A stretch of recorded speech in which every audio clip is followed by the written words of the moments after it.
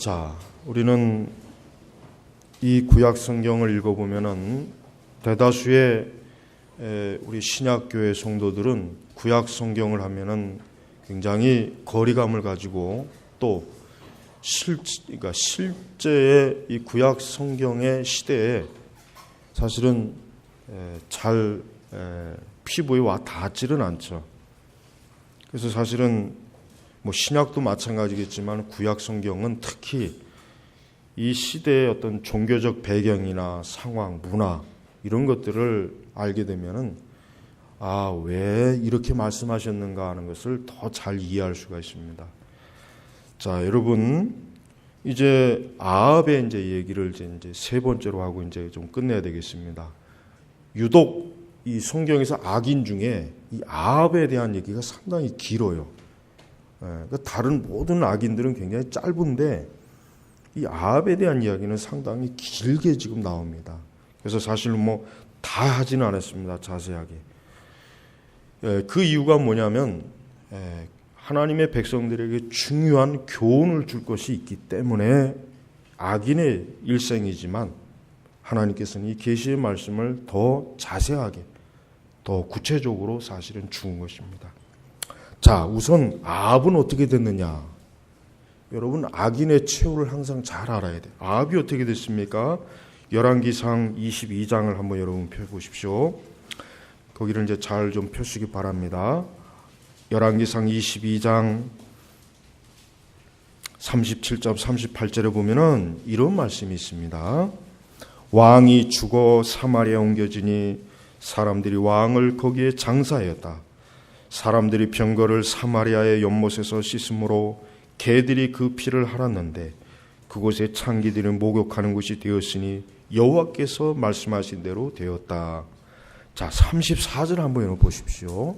34절에 어떤 사람이 우연히 활을 쏘았는데 그것이 이스라엘 왕의 갑옷 이음에 맞았다. 자, 여러분. 자, 38절에 여호와께서 말씀하신 대로 아합은 어때요? 하나님의 심판의 말씀대로 우상을 숭배하다, 바알을 숭배하다 결국은 죽었어요. 그런데 얼마나 참 묘하게 죽었냐면 이 아합이라는 사람은 굉장히 꾀가 많은 사람이고 약은 사람이에요. 그러니까 변장을 하고 전쟁터에 나가서 어떻게든 자기는 안전하게 자기 스스로 보호할 줄 알았는데 34절에 한 사람이 우연히 활을 쏘았는데 근데 여기서 이제 우연이라고 하는 게 문제예요. 제가 항상 이전에도 몇 번 설교 시간에 얘기했지만 우연은 절대 없습니다. 여러분 세상 사람들은 우연히 그렇게 되었어. 어쩌다 보니까 우연히 그렇게 되었어. 천만에요. 이 세상에는 절대 우연이라는 게 없어요. 그러니까 하나님께서는 이 아합을 어때요? 그 말씀하신 대로 심판하려고 어떤 한 병사가 활을 쏘게 했어요. 그 전쟁터에서 병사가 고대 전쟁에서 활을 쏘는 거야 당연한 거고 그건 일상적인 거예요. 근데 어떻게 그 화살이 아합에게 가서 맞아서 그만 어때요? 그러니까 결국은 그 병거에서 그 화살에 맞은 상처로 결국 죽었는데 34절에 보니까 그 병거를 사마리아 연못에서 씻고 개들이 누구의 피를?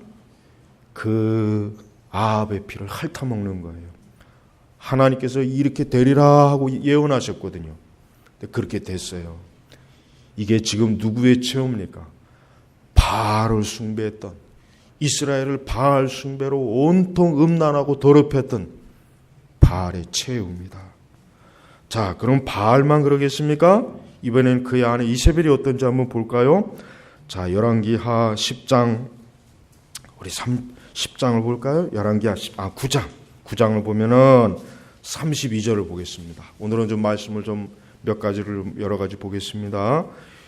열왕기하 9장 32절에 보면은 어떠한 일이 있었냐면 예후가 창문을 향하여 얼굴 들고 말하기를 누가 내 편이 되겠느냐 하니 넷이 두세 명이 내다보았다. 예후가 소리치기를 그 여자를 내던져라. 그러니까 창밖에 궁궐에서 내던져라 하니 그들이 그 여자를 내던짐으로 그 여자의 피가 벽과 말에게 튀었고 예후가 그 여자를 밟고 지나갔다. 근데 이 이세벨이 어떻게 됐냐면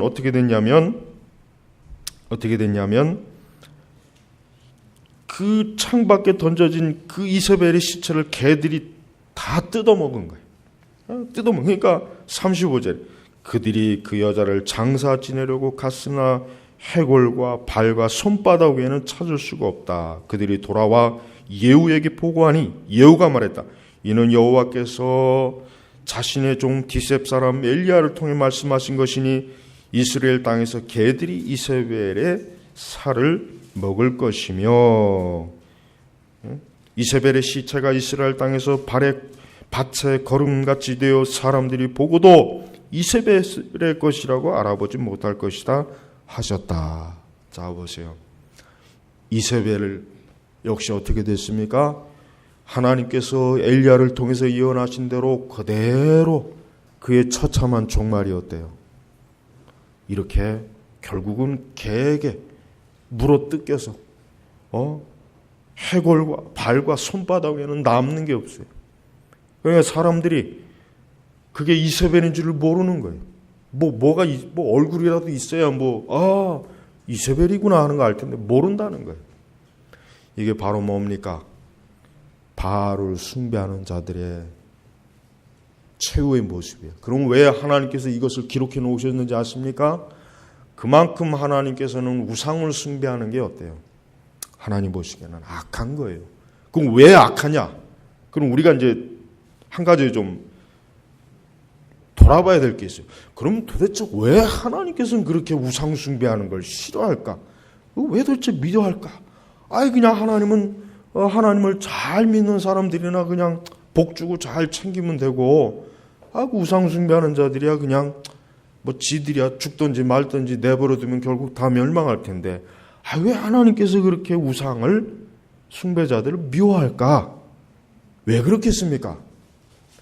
그 우상은 하나님을 사칭하기 때문에 그런 거예요. 우상은 뭐예요? 헛된 그림자예요. 없는 거예요. 그리고 그 우상의 궁극적 실체가 뭡니까? 마귀란 말이에요. 마귀란 말이에요. 그러니까 사람들이 우상을 숭배하는 건 뭡니까? 마귀를 숭배하는 거예요. 근데 그 사람은 누가 지으셨습니까? 하나님이 지으신 거예요. 근데 정작 그 창조주 하나님을 마땅히 공경하고 이렇게 예배를 드려야 되고 섬겨야 될 사람들이 마귀에게 가가지고 절을 하고 거기에 숭배하고 거기에 가서 복을 빌고 거기에 가가지고 예를 다하니 살아계신 하나님 보실 땐 얼마나 그것이 가증스럽고 악한 것인지. 하나님은 그래서 우리가 아까 십계명 찬송도 불렀잖아요. 1계명 2계명 보십시오. 얼마나 하나님께서 우상을 미워하시고 우상을 반대하시면은 그 10가지 계명 중에서도 1계명 2계명이 어때요? 우상을 너희가 믿고 우상의 형상도 만들지 말아라.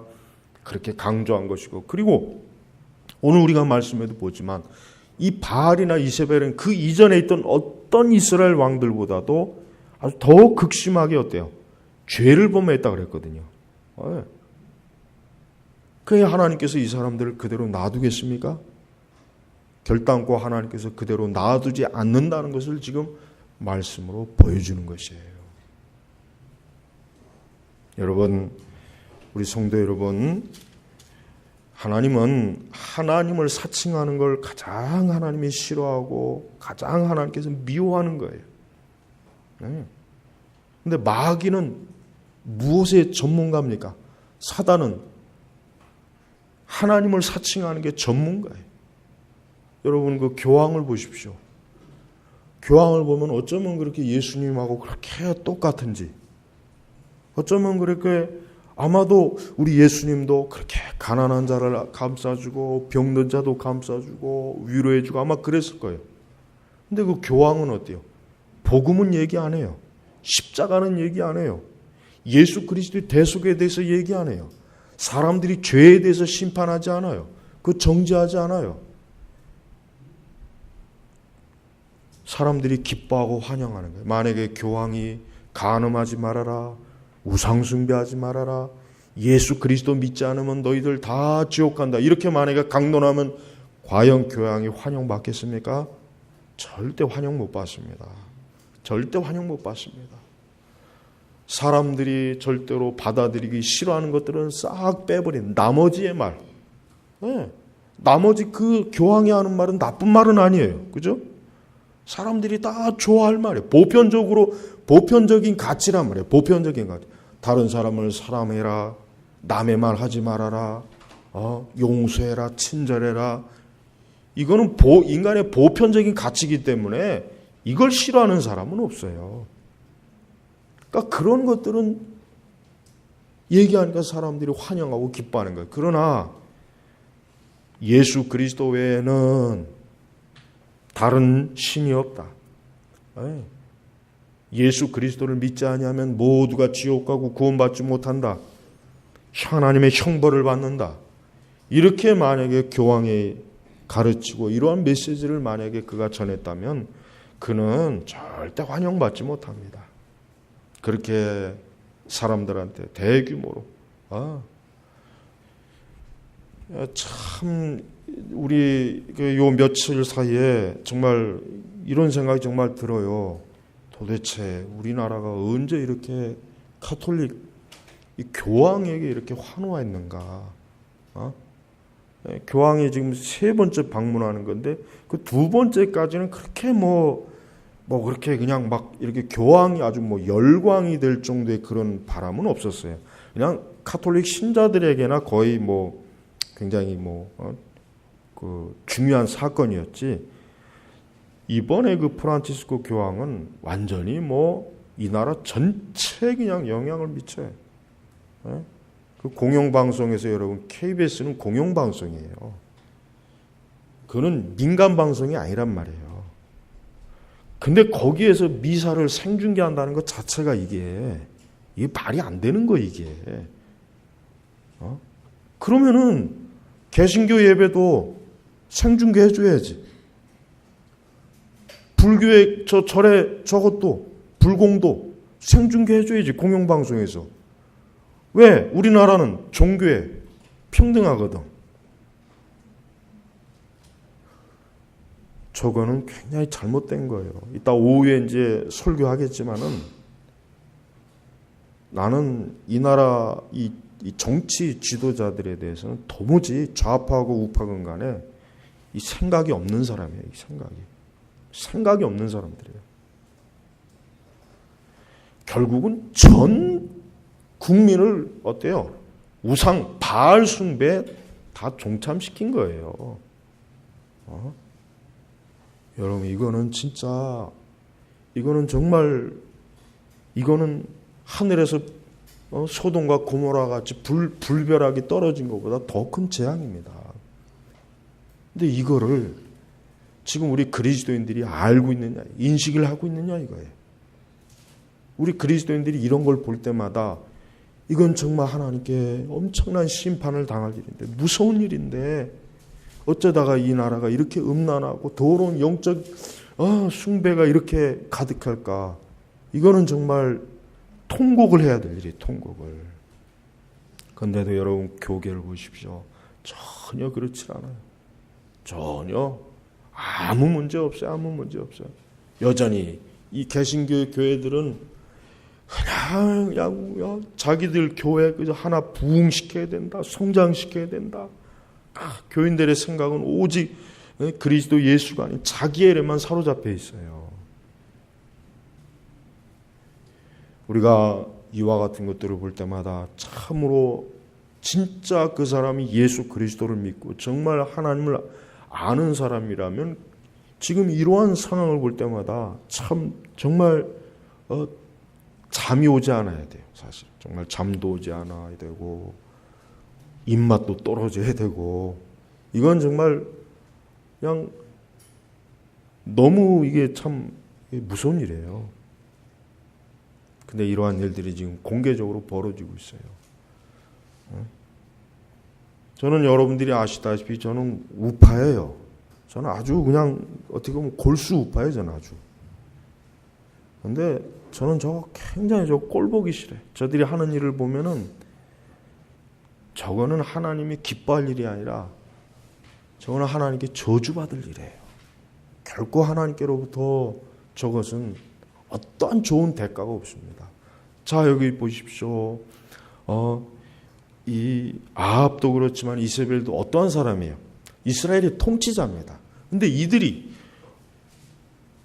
이들 스스로가 우상을 숭배하는 일에 온 나라를 더럽히니까 하나님께서 이들을 어떻게 합니까? 그 종말을 비참하게 하잖아요.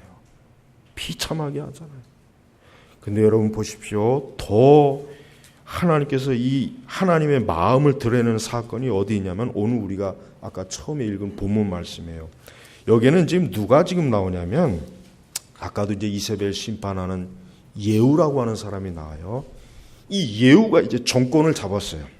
이제 구테타로 정권을 잡았는데 이 예후가 지금 어떠한 일을 하냐면은 그 열왕기하 이제 그 18절부터 사실은 이제 봐야 되는 건데 여기에 이 예후가 참 대단한 사람이에요.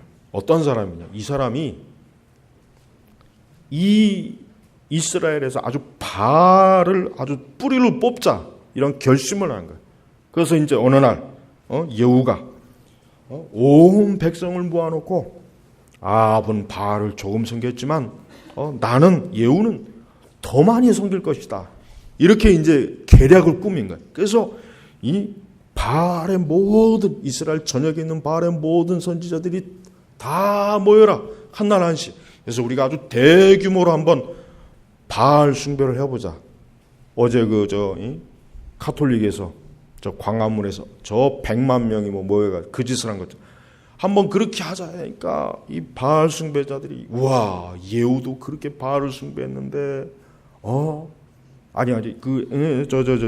아합도 그렇게 바알을 숭배하는데 바알보다 더 한다니까 이 바알 숭배자들은 아주 입이 그냥 찢어진 거죠. 그렇지 않아도 어때요? 지금 예후도 예후도 아합도 죽었고 지금 이세벨도 죽었는데 비참하게 죽었단 말이에요. 그러니까 이 바알 숭배자들이 지금 속으로 어떻게 했어요? 굉장히 두려운 거예요. 근데 이 예후라고 하는 사람이 이렇게 그냥 오히려 더 섬긴다니까 기분이 좋아가지고 룰루랄라 하면서 그냥 막 다 모인 거예요. 이때 예후가 어떻게 했습니까? 그들을 다 가다 놓고 한 사람도 빠져나가지 못하게 다 죽여라. 만약에 한 사람이라도 빠져나가면 니들이 죽을 줄 알았다. 군사들이 명령을 시켰어요. 그러니까 완전히 그냥 거기서 다 쓸어버린 거예요. 그래서 뭐라 그랬습니까? 28절에 이같이 예후가 이스라엘에서 바알을 근절하였다. 근데 가장 중요한 말씀이 있어요. 30절에 보니까 여호와께서 예후에게 말씀하시기를 내가 보기에 누가 보기에요? 하나님 보기에 예후 네가 올바른 일을 잘 수행하여 내 마음에 있는 대로 모든 아합의 집에 행하였으므로 내 자손들이 4대까지 이스라엘의 보좌에 앉게 될 것이다. 자 보세요. 이게 지금 제일 중요한 말씀이기 때문에 오늘 이 말씀을 봉독한 거예요. 자 보세요. 하나님께서는 얼마만큼 하나님께서 이 우상에 대해서 하나님께서 극도로 이 우상을 미워하는지 어때요? 이 말씀 한마디에 나오는 거예요. 내가 보기에 내가 올바른 일을 잘 수행하여 내 마음에 있는 대로 쉽게 얘기하면 뭡니까? 그 바알을 근절시키는 그 모든 일이 뭐예요? 하나님을 기쁘게 한 거예요. 하나님 마음에 든 거예요. 하나님이 하시고자 하는 일이었어요. 하나님 기뻐하는 거예요. 우리가 주께서 기뻐할 것이 무엇인지 생각해 보라 그랬죠. 하나님은 우상을 근절하는 걸 기뻐하시는 거예요. 우상을 근절하는 걸 기뻐하는 겁니다. 근데 이것이 오늘날 관점으로 보면은 이거는 전혀 받아들일 수 없는 거예요. 왜? 지금은 모든 종교가 화평스러워야 돼요. 싸우면 안 돼요. 우리 종교가 옳다 이렇게 주장하면 욕먹어요. 그러니까 지금 기독교에서도 그렇지 않습니까? 기독교 절대주의, 복음 절대주의 외치지 말아라.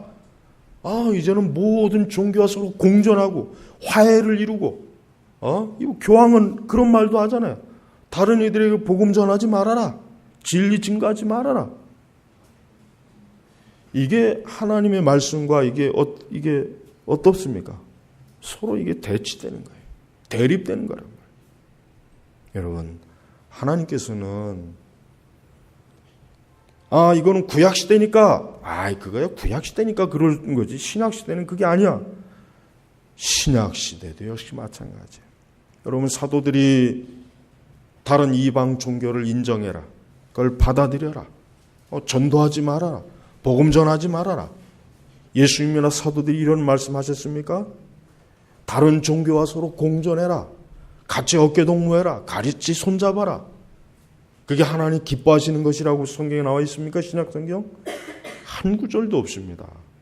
그러나 오늘 이런 식으로 설교하고 이렇게 반응을 하면 그 사람 극단적 종교 테러주의자, 분파주의자, 아주 위험한 자.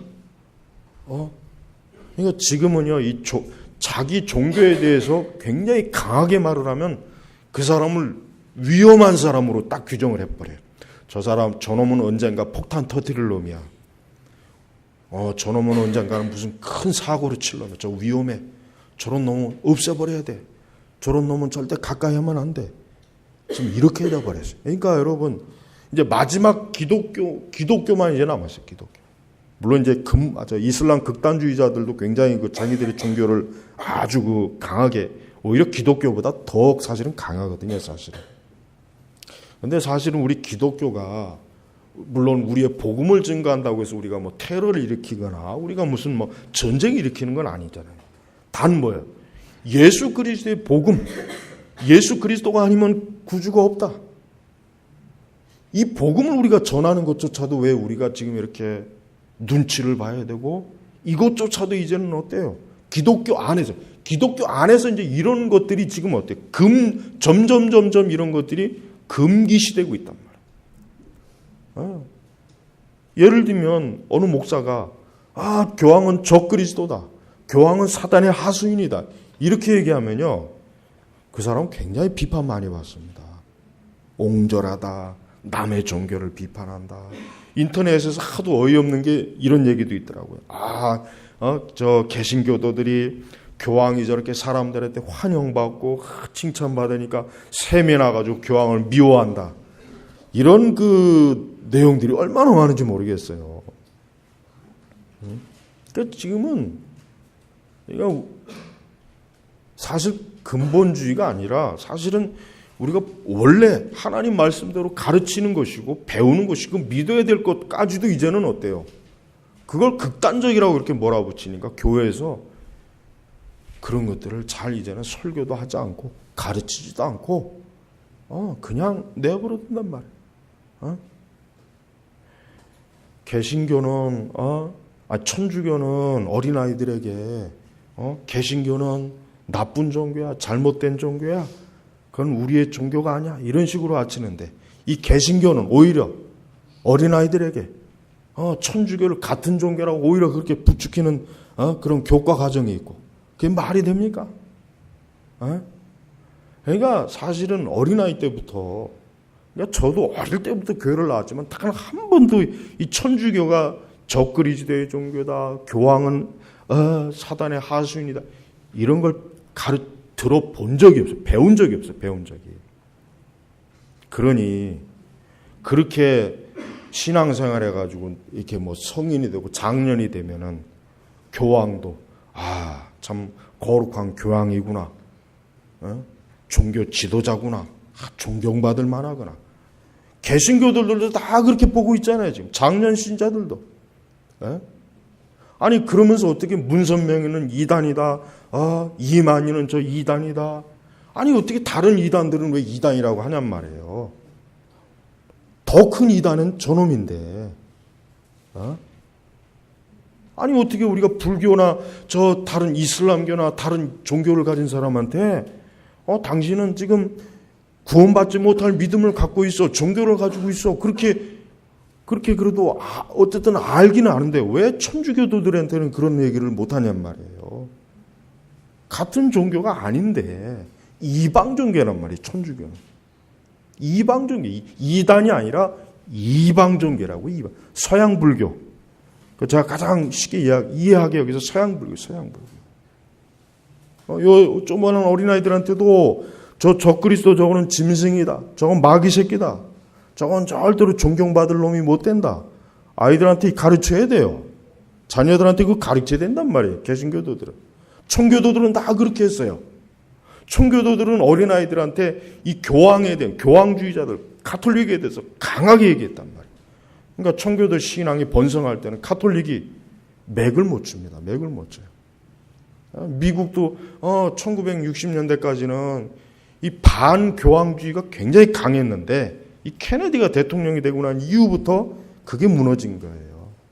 그러니까 미국도 1950년대, 60년대까지는 천주교도 하면은 아주 이류, 3류급 시민으로 여겼어요. 싫어했다고. 저 나쁜 놈들. 교회 안 다니는, 개신교회 안 다니는 사람들도 그렇게 싫어했어요. 왜? 전통적으로 청교도들이 세운 나라 아닙니까? 그러니까 가톨릭 하면은 벌써 딱 인식이 권력을 추구하는 자, 악마, 예. 우리 개신교 선조들을 잔인하게 화형시키고 죽인 자들, 인식이 그렇게 가리켰거든. 그게 사실이니까, 그게 역사니까.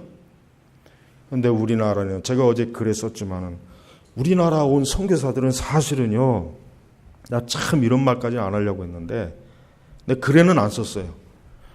중국이나 일본에 간 선교사들은 굉장히 물론 일본은 좀 문제가 있지만 중국에 간 선교사들은 굉장히 탁월한 선교사들이었어요. 똑똑해요. 공부도 많이 해요. 근데 한국은 아니에요. 한국은 솔직한 얘기로 3류급밖에 안 돼요. 전부 다 20대 초중반 애들이 와가지고 무슨 선교를 합니까? 무슨. 그 나이에 와가지고 무슨 선교를 하겠어요. 어린애들이 와서. 본국에서 겨우 성경학교 수준의 그것밖에 배우지 못한 애들이. 그러니까 우리 한국의 선교사들이 초교할 때 물론 굉장히 헌신적인 건 알아요. 그나마도 어쨌든 안 온 것보다 낫긴 한데 우리나라 선교사들은 너무 질이 떨어져요. 신학적으로도 질이 너무 떨어지고.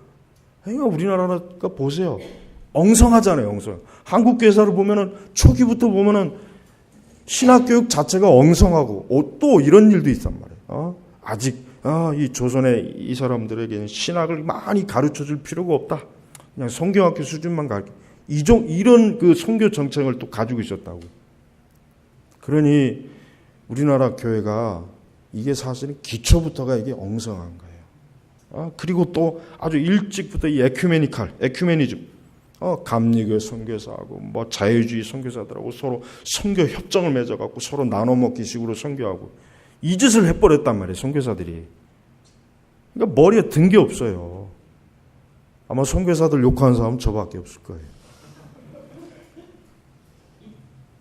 물론 감사해요. 복음을 전하려고 그 희생과 그건 알아요. 그런데 그냥 희생이 아니에요. 제가 항상 주장하는 게 뭡니까?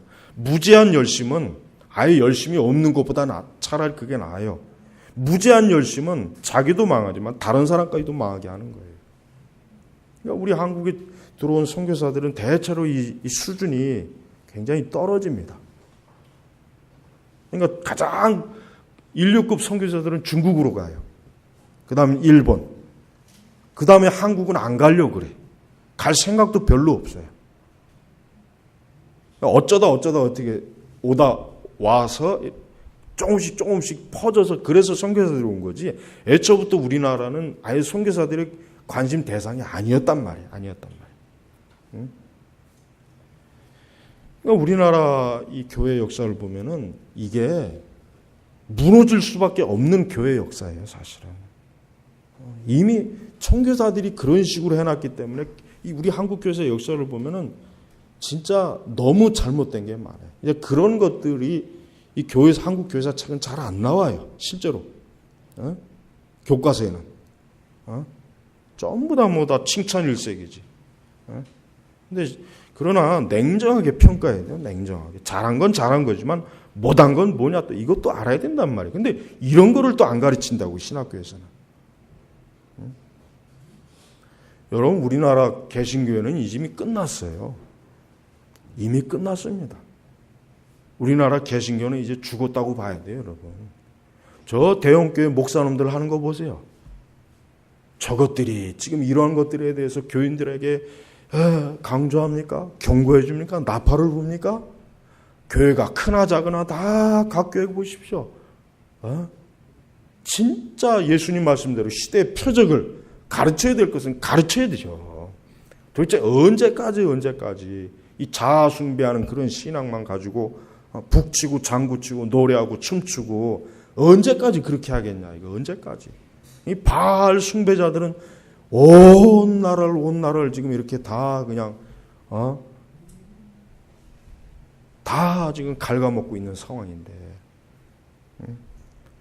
하나님께서 얼마나 이 아합과 이세벨이 한 일이 꼴보기 싫었으면, 이게 싫었으면 오죽하면 하나님께서 내가 보기에 내가 올바른 일을 잘 수행해요. 내 마음에 있는 대로. 그러니까 하나님께서는 이 아합과 이세벨과 우상숭배 아주 싹 쓸어버리고 싶어 했는데 그걸 네가 해줬구나. 네가 했구나. 그래서 하나님이 어떠한 보상을 해주냐면 이 4대까지 네 자손들이 왕의 자리에 앉을 것이다. 왕의 사실 권세를 준 거예요. 하나님이 얼마나 기뻐하셨습니까? 물론 아합이 또 완전한 사람도 아니에요. 아합도 나중에 보면 예후가 또 허물이 많아요. 그래서 여기도 보니까 예후가 여호와 이스라엘 하나님의 율법을 온 마음으로 지켜 행하지는 않았어요, 사실은. 만약에 이 예후가 다윗과 같이 온 마음으로 하나님의 말씀을 따랐다면 아마 4대 아니라 40대까지도 하나님께서 왕권을 주셨을 거예요. 근데 이제 4대까지만 딱 하나님이 제한한 거예요. 자, 우리가 이런 말씀을 볼 때마다 한 가지 분명한 걸 알아야 돼요. 하나님은 인격적인 하나님이시기 때문에 하나님은 좋은 것과 싫은 것이 분명하신 분이에요. 하나님은 우리가 성경을 딱 읽어보면 알아요. 하나님은 좋은 것과 싫은 것이 분명해요. 근데 오늘날 그리스도인들은 이게 도대체 오늘날 그리스도인들의 가장 큰 문제점 중에 하나가 또 뭔지 아십니까? 자기 명확한 주관이 없어요. 뚜렷한, 즉 그만큼 진리 말씀을 모르니까 이것이 성경에 의해서 옳은지 그른지에 대한 판단력이 없는 거예요. 한마디로 얘기하면 돌대가리라는 얘기예요. 영적으로 멍청한 놈이라는 거예요. 바보 병신들이라는 거예요. 쉽게 얘기하면. 제가 아주 더 그냥 노골적으로 얘기할게요. 그냥 점잖게 얘기하면 못 알아들으니까. 그래서 제가 오죽하면 병신도라고 하겠습니까? 그걸 목회자들이 조장을 하고 있어요. 그거를 이와 같은 것들을 알려주고 성도들을 깨우고 영적으로 시대의 표적을 알려주고 우상 숭배 가까이 하지 못하게 하고 저들의 영혼을 보호하고 지키고 마귀 숭배하지 못하게 하고, 그게 목회자들이 해야 될 일이란 말이에요. 근데 그거는 안 하고 맨 하나님 당신이 사랑합니다. 여러분의 마음을 위로해 주십니다. 맨날 이런 식으로 하면은 그 영혼이 어떻게 되겠습니까?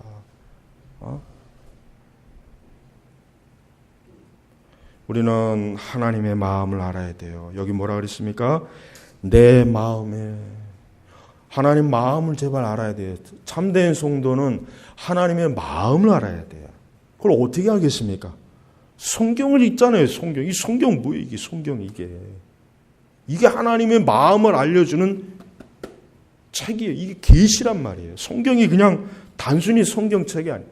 하나님의 마음과 뜻을 알려주는 게 성경이에요. 그러니까 우리는 성경을 정상적으로 읽은 사람이라면 하나님의 뜻과 마음을 다 알 수 있어요. 무슨 하늘에 올라가 봐야 알 수 있는 게 아니에요. 방언 기도를 해봐야 알 수 있는 게 아니에요. 천국과 지옥을 가봐야 하는 게 아니란 말이에요. 이 계시의 말씀을 바르게 신학적으로 교리적으로 배우면 다 알 수 있는 거라면 하나님의 마음 복잡할 것도 없어요. 그런데 이런 하나님의 마음을 모른 채 주일에 와서 예배도 하고 성가대도 앉고 춤도 추고 노래도 부르고 오만 별짓을 다 하잖아요. 하나님의 마음은 전혀 하나님의 마음의 뜻하고는 전혀 반대가 되는 길을 가면서 하나님 우리를 사랑하셔. 하나님은 내 계획을 축복하셨어. 하나님은 나를 도우셨어. 맨날 이 지랄하고 있어요. 맨날. 요즘 그 간증책들 보면 아주 꼴보기 싫은 책들만 나와요. 하나같이 꼴보기 싫은 책들. 그러니까 요즘 간증책도 읽지 마세요. 응? 전부 다 그 사람들의 감성을 자극하는 내용들만 써 있단 말이에요. 실제로 정말 알아야 될 것, 성도들의 일생에서 정말 하나님을 아는 지식에 대한 것들은 그 책에 하나도 없어요. 내용이 없어요. 전혀 없어요. 전혀. 근데 그런 책을 또 사람들이 좋아한단 말이에요. 우리 선민교회 교우 여러분들은 그냥 내가 신앙생활 좋아서 한다는 것 자체에만 머물면 안 됩니다. 하나님의 마음을 알아야 돼요. 그래, 이 말씀에도 보세요. 내가 보기에 예후가 왜 똑똑한 사람이냐면 하나님이 무엇을 기뻐하는지 아는 거예요. 가만히 보니까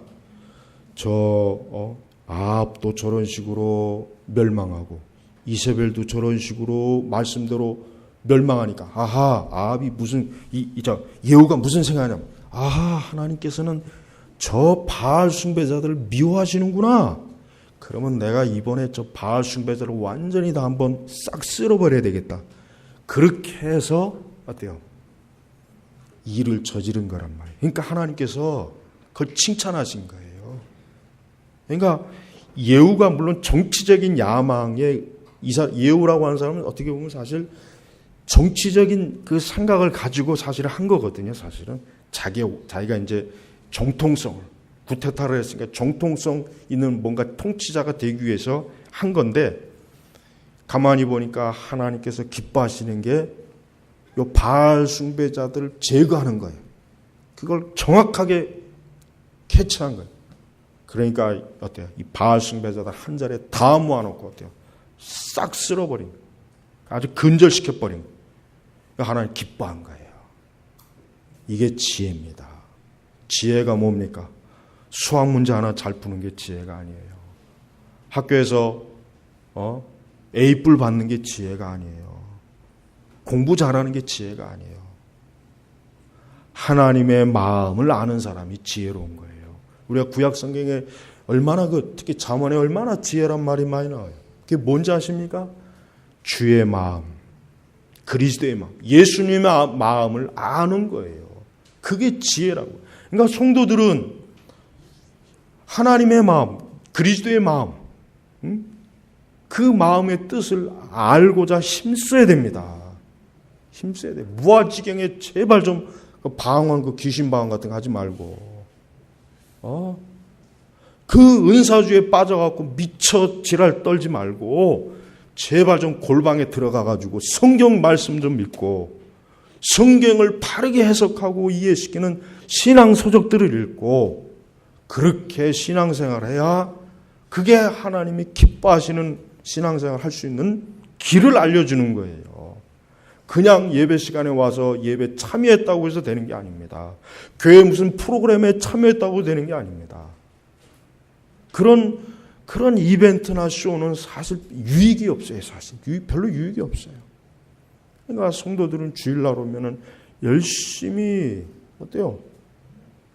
하나님 말씀을 바르게 듣고 교리 공부하고 기독교 세계관 공부하고 성도들과도 이러한 것들을 내놓고 이거예요. 이게 교회 다니는 거예요. 이게 신앙생활이에요. 근데 요런 건 없어요.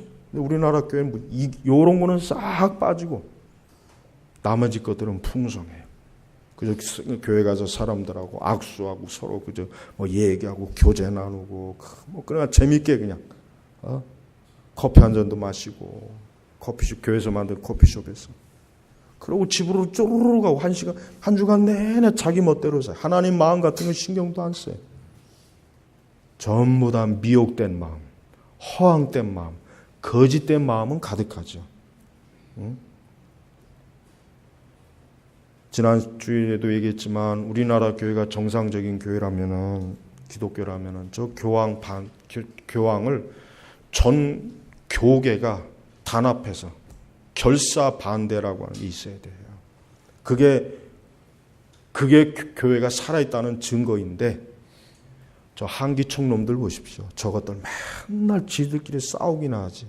말로는 뭐 하나님 중심 보수적 신앙이 돼. 한기총이 언제 교황 오는 거 반대했습니까? NCGK는 뭐 더하고 저것들은 오히려. 그러니까 우리나라 개신교는 죽었어요. 이걸 알아야 돼요. 그러니까 지금 신앙생활은 교회 다닌다고 해서 그 사람이 구원받질 않습니다. 절대.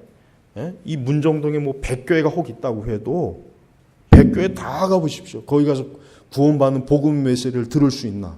그런 교리를 배울 수 있나? 없습니다. 내 장담합니다. 서울 시내 교회가 얼마나 많겠어요? 크고 작은 교회가 많겠죠. 그러면 그 교회 가서 정말 그 영혼을 바르게 세워줄 수 있는 교회가 몇 교회나 되겠냐? 이거 몇 교회나. 이런 것들을 옳고 그른 것을 알려주는. 지금 신앙생활은 각자 도생이에요. 내가 살기 위해서 신앙생활을 해야 되는 거예요. 목회자를 의지한다고 해서 될 일이 아니에요. 왜? 목회자가 믿을만 해야 이게 뭐 믿지. 이건 전부 다 하나같이 사이코들만 있으니, 헛소리나 하고 있으니. 그러니까 저는 목사들이 더 사기꾼이에요. 솔직한 얘기로. 목사들은 더 사기꾼이에요. 더 사기꾼.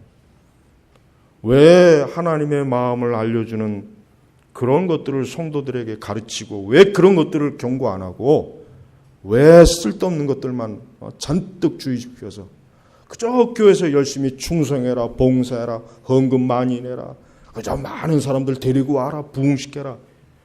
그래서 교회당 크게 짓고, 그렇게 크게 지어놓고 겨우 한다는 짓이 또 엄한 짓이나 하고 있고. 이게 우리나라 교회가 지난 30년 동안, 지난 35년 동안 걸어왔던 길이에요. 1980년대부터. 그 35년 가까이 걸어왔던 한국교회 역사가 요겁니다. 제가 아주 압축적으로 표현한 겁니다. 이런 것도 모르면서 신학이 어쩌고 저쩌고 교회가 어쩌고 저쩌고 떠드는 그런 많은 부류들이 있는데, 그건 쌍무시해도 아무 상관이 없어요. 제발 우리 선민교회 성도 여러분, 다른 어떤 걸 다 떠나서 나는 정말 하나님 마음을 알고자 하는 마음이 있는가? 나는 그것을 또 바르게 알고 있는가? 그와 같은 가운데서 내가 지금 교회 생활하고 있고 신앙생활을 하고 있는가? 오늘 이게 핵심입니다. 이것이 없으면은 그 사람은 길을 지금 잃고 있는 거예요, 사실은. 제발 우리 선민교회 모든 교우 여러분들은 한 분 한 분 내 영혼이 하나님 앞에서 온전한 사람이 되고자 한다면 하나님의 마음을 바르게 하는 사람이 되어서 참으로 주님을 안다라고 할 수 있는 그런 참된 성도가 되길 주의 이름으로 축복합니다. 기도하겠습니다. 아버지 하나님 감사합니다. 오늘 우리 선민교회, 우리 교회가 이렇게 또 주일이 돼서 하나님 앞에 예배를 드립니다. 아버지 하나님, 이 거룩한 예배는 하나님의 영광을 드러내고 하나님의 진리의 말씀을 드러내고, 또 예배드리는 우리 모두는 하나님의 마음을 알고 하나님의 뜻을 아는 것이 가장 중요한 줄 압니다. 이 부분에 있어서 이제부터 더욱 온전한 교회가 되고 성도들이 되어서 주여 진짜 이 세대에서 구별된 교회와 구별된 성도들이 되도록 인도하여 주시옵소서. 그리하여 도대체 자기가 가는 길이 무엇인지도 알지 못하고 열심히 다니는 그 무제한 열심에 빠지지 말고, 그리스도를 아는 지식이 바로 있고 성령님을 아는 지식이 바르게 있고 하나님을 아는 지식이 바르게 있는 진정한 성도들이 되도록 저희 모두를 또한 인도해 주시길 원합니다. 감사하며 우리 주 예수님의 이름으로 기도 올렸습니다. 아멘.